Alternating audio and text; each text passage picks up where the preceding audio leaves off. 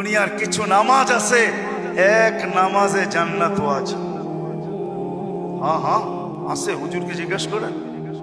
পাহাড়ের চূড়ায় আজানের আওয়াজ গেছে, ওইখানেই দাঁড়ায় গেছে আল্লাহ।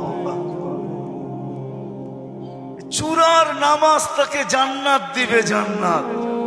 হ্যাঁ, ক্ষেতের ভিতরে আছে, ক্ষেতের আইল বলেন আর লাইল বলেন আর যেটাই বলেন, ক্ষেতের ভিতরে আছে, আজানের আওয়াজ আসছে, ওইখানেই আতাইলের ভিতরে বলেন আর লাইলের ভিতরে বলেন আর আইলের ভিতরে বলেন, গামছা বিছাইছে আর আল্লাহ মালিক তুই বল, আমার ক্ষেত বড়। অফিসে আছে, কাজ করতে করতে ছুটার রাস্তা নাই, চেয়ারের পাশে দাঁড়ায় গেছে আল্লাহ আকবার।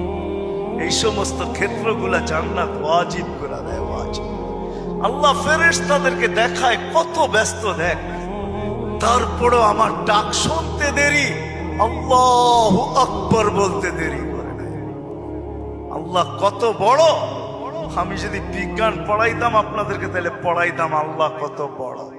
কার কুদরতি পায়ে রাখা, পাও রাখার অনুমতি, মাথা রাখার আপনাকে অনুমতি দিতেছে।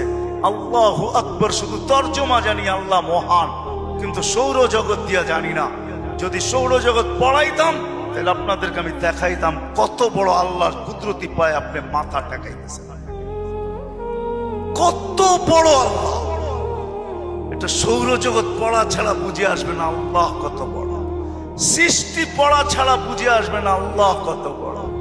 উর্দু জগৎ পড়া ছাড়া বুঝে আসবে না আল্লাহ কত বড়। তখন আল্লাহ বড় বলবেন, কিন্তু দিয়া বলবেন, কিন্তু দোকান। আল্লাহ বড় মানি, কিন্তু দোকান কার কাছে রেখা যাব, অফিস কার কাছে রেখা যাব, ক্ষেত খামার কার কাছে রেখা যাব, কিন্তু বলবেন। আর যদি আল্লাহকে চিনার মতো চিনেন, তাহলে ওই সাহাবীর মতো বলবেন, নামাজে ব্যথা,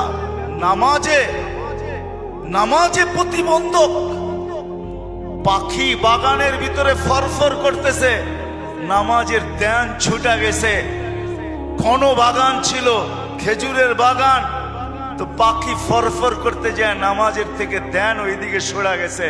সালাম ফিরাইতে দেরি, বাগান সদকা করতে দেরি করে না। সদকা থাকবে না, বাঁশ বাজবে না, বাঁশি থাকবি না, তুই ফরফর হবে না, আমার নামাজের ধ্যানও নষ্ট হবে না। আমি তো আল্লাহু আকবারের সামনে